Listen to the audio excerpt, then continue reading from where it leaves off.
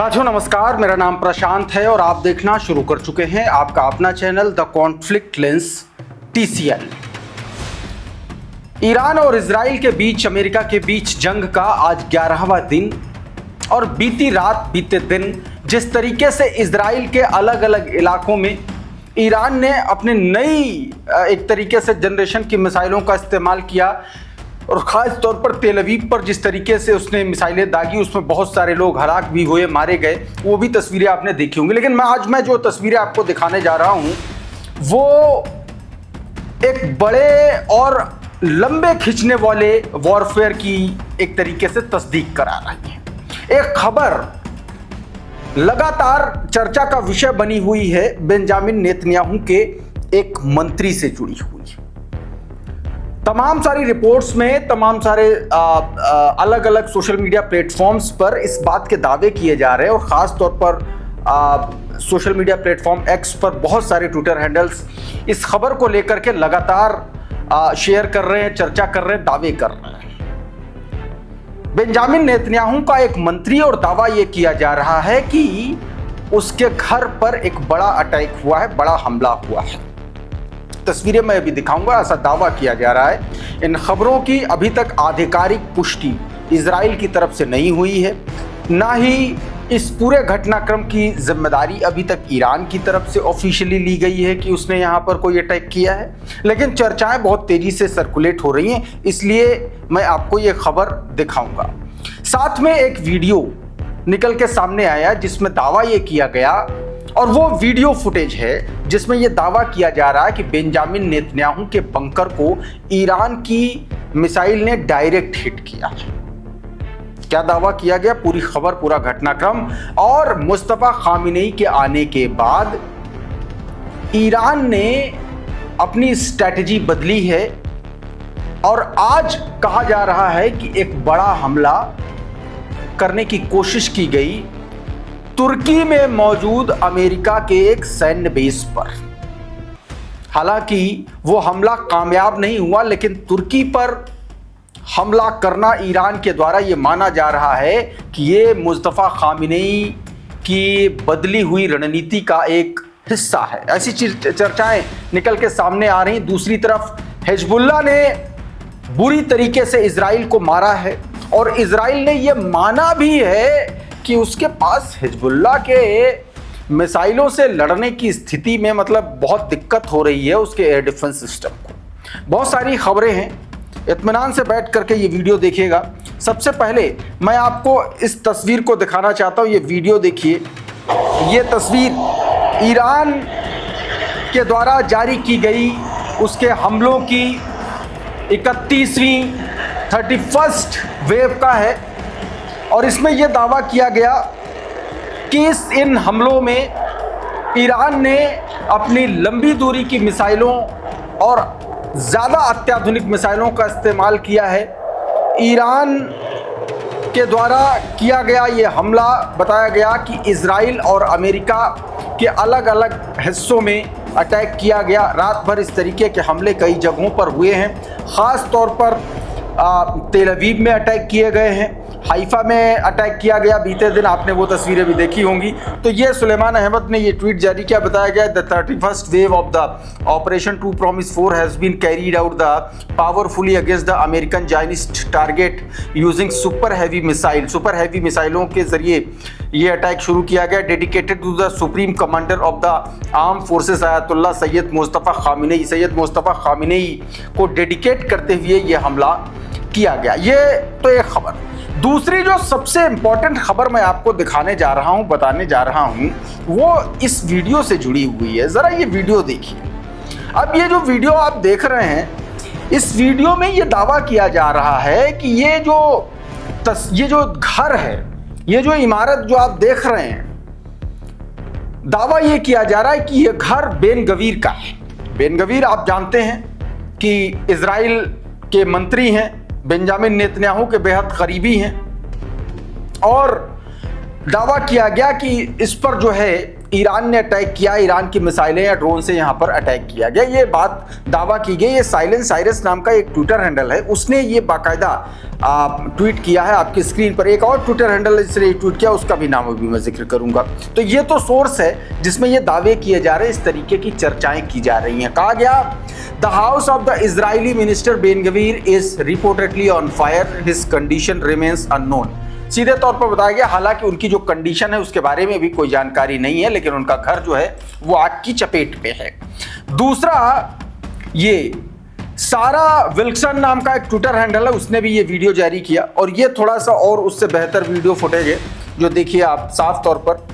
हालांकि इस वीडियो की पुष्टि मैं नहीं करता कि दरअसल है क्या और मतलब सच क्या है, क्योंकि अभी तक इसकी तरफ से इसका कोई वेरिफिकेशन नहीं आया है। इसने भी बताया कि the house of the Israeli minister Itamar Ben Gvir is reportedly on fire from an Iranian missile, his condition और वेयर डाउट रिमेन्स अननोन। ये बात सीधे तौर पर इसमें कही गई। उनकी कंडीशन के बारे में भी कोई जानकारी नहीं है और जानकारी इसकी पुष्टि तो उनके घर पर अटैक की भी नहीं की। दूसरा एक दावा आया बेंजामिन नेतन्याहू के बंकर में ईरान की मिसाइल के डायरेक्ट हिट करने का। एक शख्स ने यह दावा किया है। सोशल मीडिया पर यह वीडियो बहुत तेजी से वायरल हो रहा है, आपकी स्क्रीन पर है, जरा देखिए सुनिए इसमें क्या कहा जा रहा है। 15 minutes ago, a report came across the wire that a missile struck Benjamin Netanyahu's bunker directly. And we don't know if it's unverified. So we have no idea if it's true or not, but this will... अब ये भाई साहब दावा कर रहे हैं कि एक ईरान की मिसाइल जो है उसने डायरेक्टली बेंजामिन नेतन्याहू के बंकर को हिट की है और साथ में ये भी कह रहे हैं कि उनको ये पता नहीं है, क्योंकि ये खबर अनवेरीफाइड है, उनको जानकारी मिली और इसलिए ये बता रहे हैं, अनवेरीफाइड बता रहे हैं, कह रहे हैं कि अभी क्या कंडीशन है इसके बारे में उनको कोई जानकारी नहीं। लेकिन इस तरीके की खबरें चल रही हैं। एर्थेपी नाम का ट्विटर हैंडल, उसने बताया कि reports coming through from Israel that Benjamin Netanyahu's bunker has been struck by a missile. ये बात दोस्तों इस वीडियो में कही गई और इस शख्स के बारे में ऐसा दावा किया जा रहा कि ये इजराइल में ही बैठा हुआ शख्स जिसने इस तरीके का दावा किया। अच्छा, इस बीच इजराइल पर जबरदस्त तरीके से हमले ईरान की तरफ से किए गए हैं। ये तेल अवीव पर हमलों का एक पहला फुटेज देखिए जरा, ये आरटी के हवाले से खबर देखिए। एक सीसीटीवी फुटेज में कैद हुआ ये विजुअल और धमाके की आवाज से आप अंदाजा लगाइए कि कितना जबरदस्त अटैक हुआ होगा, कितना बड़ा धमाका हुआ होगा। जिस तरीके से ये लोकेलिटी आप देख पा रहे हैं, इससे एक बात समझ में आती है कि दरअसल इजराइल के किसी बड़े ऑफिशियल के घर पर या किसी इंपॉर्टेंट जगह पर ये हमला किया गया है और बड़ा प्रिसाइजली ये हमला किया गया, ऐसे दावे किए जा रहे हैं। एक और तस्वीर देखिए, उसी हमले के बाद की तस्वीरें आप देखिए। ये देखिए, बुरी स्थिति है जहां पर मिसाइल गिरी, वहां की ये स्थितियां हैं, पूरा मलबा बिखरा पड़ा हुआ है। एक और ये वीडियो, दूर का वीडियो जहां पर अटैक किया गया उस वक्त का वीडियो। अब ये बताया जा रहा कि इस हमले में क्या क्या हुआ, जरा मधुरेंद्र कुमार का ये ट्वीट देखिए। सेंट्रल इजराइल में ईरानी बैलिस्टिक मिसाइल का सीधा हमला हुआ। एमडीए के अनुसार एक की मौत हुई है और 3 लोग शरनेपन से घायल हुए हैं। 40 वर्षीय व्यक्ति गंभीर घायल है, 25 वर्षीय व्यक्ति मध्यम चोटें हैं और 56 वर्षीय व्यक्ति को हल्की चोटें हैं। मेडिकल टीम मौके पर उपचार उसको प्रोवाइड कराया गया। इस तरीके की बात है। अब एक और तस्वीर आप देखिए, ये ईरान की क्लस्टर म्यूनिशन की मिसाइल किस तरीके से हमला हुआ है। देखिए क्लैश रिपोर्ट के हवाले से विजुअल, ये देखिए। अब आप सोच सकते हैं कि कितना बड़ा धमाका हुआ होगा। ये क्लैश रिपोर्ट ने अपने ट्विटर हैंडल से जारी किया है। एक और खबर में एक और तस्वीर आप देखिए, ये हिजबुल्लाह की तरफ से जो टारगेट किया गया, जो अटैक किया गया इजराइल पर बीते दिन की तस्वीर, ये साफ तौर पर देख सकते हैं आप। ये हिजबुल्लाह ने अटैक किया है। पूरा का पूरा एरिया आप देखिए, जबरदस्त तरीके से नुकसान पहुंचाया है, बड़ा नुकसान है ये देखिए एक और तस्वीर, ये जो धुआं उठ रहा है ये जस्ट हमले के बाद की तस्वीरें बताई जा रही हैं। करंट रिपोर्ट ने ये वीडियोस अपने ट्विटर हैंडल पर जारी किए हैं और बताया कि missile launched by Hezbollah have struck multiple locations Tel Aviv including what Israeli media describe as a strategic site. ये स्ट्रेटेजिक साइट है इजराइल की जहां पर यह हमला हिजबुल्लाह के द्वारा किया गया है और इसके अलावा और भी कई जगहों पर हमले किए गए, ऐसा करंट रिपोर्ट ने दावा किया है। और एक और ये तस्वीर उसी हिजबुल्लाह के अटैक की, Tel Aviv being hit hard by Hezbollah right now. ये देखिए सुलेमान अहमद ने ये वीडियो जारी किया है। कुछ तस्वीरें और दिखाता हूं, ये देखिए, ये बेन ब्राक में जब ये अटैक हुआ एक कार के डैश कैम से लिया गया ये वीडियो, देखिए बड़ा अटैक हुआ है।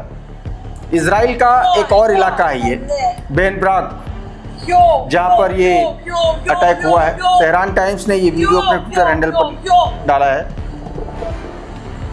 अचानक से ये धमाका हुआ सड़क के किनारे।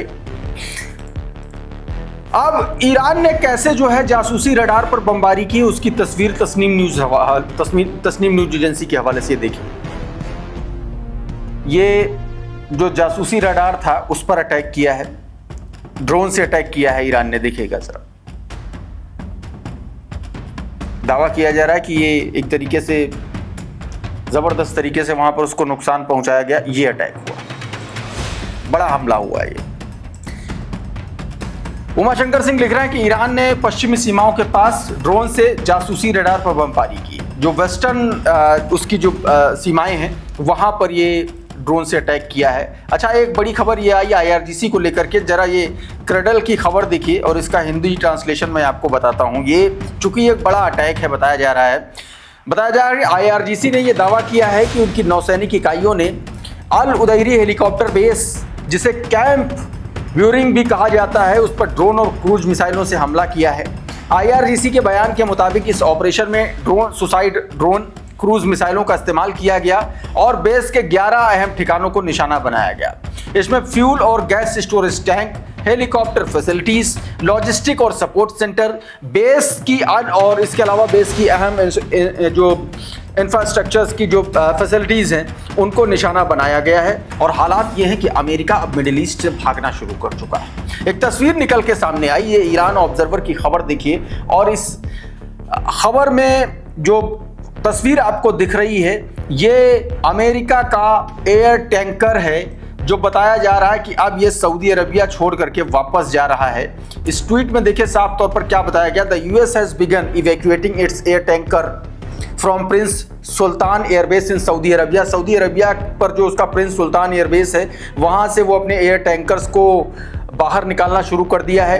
ये बात बताया जा रहा है कि एयर टैंकर विमान जो है अमेरिकी वायुसेना के लिए आप जानते हैं बेहद अहम है, क्योंकि ये फाइटर जेट्स और बॉम्बर्स में हवा में ही एयर में ही रिफ्यूलिंग करते हैं। और अब ये वहां से हटा रहे हैं क्योंकि उनको पता है कि जिस तरीके से ईरान मिडिल ईस्ट में अटैक कर रहा है वो मानने वाला नहीं है। अच्छा, एक और बड़ी खबर है। आप लोग तमाम सारे लोग कहते हैं कि पुष्टि नहीं होती है तो आप खबर क्यों बताते हैं। मैं आपको एक एग्जाम्पल दे रहा हूं।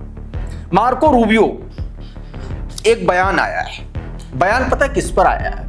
जो एक चर्चा चल रही है कि उसने अमेरिका के डेल्टा टीम के जो उसके कमांडोज हैं उनको कैप्चर किया है। अली लारिजानी ने भी दावा किया था, अमेरिका ने अभी तक नहीं माना है। अब उस पर जो है दोस्तों मार्को रूबियो देखिए क्या कह रहा है। उसकी बातों से समझ में आ रहा है कि दरअसल ऐसा हुआ है। सुन लीजिए पहले उसका बयान, फिर मैं आपको हिंदी में बता दूंगा कि क्या बोल रहा है। सुनिए जरा। When it comes to hostage taking, there has been no worst offender in the world. अब मार्को रूबियो ने जो बयान दिया उसका हिंदी ट्रांसलेशन सुन लीजिए। बता रहे हैं कि हॉस्टेज टेकिंग के मामले में दुनिया में तेहरान की क्लेरिकल रिजीम से बड़ा अपराधी कोई नहीं। अब इस तरीके का बयान क्या संकेत दे रहा है? क्योंकि अमेरिका को भी पता है कि उसके जवान जो है पकड़े गए, वो आतंकवाद और बंधक बनाने के सबसे बड़े अपराधी। अब इस तरीके का एक नैरेटिव अमेरिका बना रहा है क्योंकि धीरे धीरे चीजें समझ में आ रही हैं उसको कि हाँ जो दावा किया गया वो सच है। यह बयान उन्होंने ईरान की सरकार की हॉस्टेज डिप्लोमेसी नीति की आलोचना करते हुए कहा, यानी विदेशी नागरिकों या लोगों को पकड़ करके राजनीतिक दबाव बनाने वाली रणनीति। इन्होंने क्या किया था श्रीलंका के पानी में? इस बात पर मार्को रूबियो कभी जवाब नहीं देगा। एक और तस्वीर इसी को लेकर के ईरान ने सीधे सीधे अमेरिका और इजराइल को धमकी दी और कहा है कि अगर हमको 10 साल तक भी जंग लड़नी पड़े ना तो हम बिल्कुल तैयार हैं, हमें कोई आपत्ति नहीं। और यह बयान दिया है ब्रिगेडियर जनरल सरदार इब्राहिम जब्बारी का। बड़ा बयान आया है निकल के सामने। जरा ये मधुरेंद्र कुमार का ट्वीट देखिए, जिसमें उन्होंने कहा, वो कोट करते हुए लिख रहे हैं कि एक जानकार व्यक्ति के रूप में मैं कह सकता हूं। कौन कह रहा है? इब्राहिम जब्बारी कह रहे हैं, कह सकता हूं हम अमेरिका के साथ कम से कम 10 साल के लिए युद्ध के लिए तैयार हैं। ये बात कही गई है दोस्तों। तो इस लेवल की तस्वीरें निकल के सामने आ रही। मैं चलते चलते टर्की का जो आपको तस्वीर दिखाना चाह रहा था वो तस्वीर दिखा दे रहा हूं। जरा ये तस्वीरें देखिए।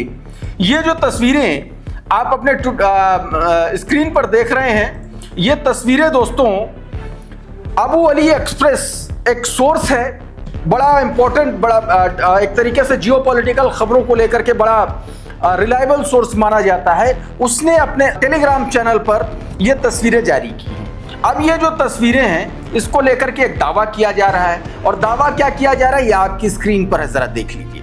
इसमें दावा किया गया कि तुर्की की ओर दागी गई ईरानी मिसाइलों का निशाना इंसीरलिक एयरबेस था, जहां अमेरिकी सेना की मौजूदगी है। तुर्की में मौजूद इंसीरलिक एयरबेस सेना अमेरिका का, वहां पर दोस्तों ईरान ने मिसाइल से हमला किया है। अब इसमें दावा क्या किया गया? सुरक्षा मामलों पर नजर रखने वाले कुछ ब्लॉगर्स का दावा है कि आज सुबह तुर्की की ओर दागी गई ईरानी मिसाइल वास्तव में इंसीरलिक एयरबेस को निशाना बना करके दागी गई थी। यह एयरबेस तुर्की के दक्षिण पूर्वी शहर अदाना के पास स्थित है और इसका इस्तेमाल अमेरिकी वायुसेना करती है। सोर्सेस के मुताबिक इंटरसेप्टर मिसाइल के मलबे की तस्वीरों का विश्लेषण करने के बाद यह अनुमान लगाया गया कि अमेरिका ने इस ईरानी मिसाइल को रोकने के लिए SM-3 मिसाइल का इस्तेमाल किया। SM-3 मिसाइल आप समझिए, ये एक तरीके से एरोस्पेस वाली मिसाइलें होती हैं, बहुत लंबी दूरी की क्षमता वाली मिसाइलें। इसकी कीमत बताई जा रही है कि $30 मिलियन है, 15 से $30 मिलियन, और इसका उपयोग अंतरिक्ष से बाहर यानी कि एक्सो एटमॉस्फेरिक इंटरसेप्शन के लिए किया जाता है। यानी कि अंतरिक्ष में एक तरीके से वहां पर इंटरसेप्ट करने के लिए किया जाता, उससे ईरान की मिसाइल को एक तरीके से इंटरसेप्ट किया है। तो आप ये समझिए कि कितना जबरदस्त तरीके से ईरान अटैक कर रहा है। हालांकि ये तुर्की पर अटैक की पहली तस्वीर है, और इसके लिए ये भी माना जा रहा है, ये भी देखा जा रहा है कि ईरान दरअसल ये जो काम कर रहा है ये मुस्तफा खामिनेई के आने के बाद बदली हुई रणनीति का हिस्सा माना जा रहा है। इस वीडियो में बहरहाल इतना ही। बहुत बहुत शुक्रिया, बहुत बहुत धन्यवाद। आप जुड़े रहिए आपके अपने चैनल द कॉन्फ्लिक्ट लेंस के साथ। नमस्कार।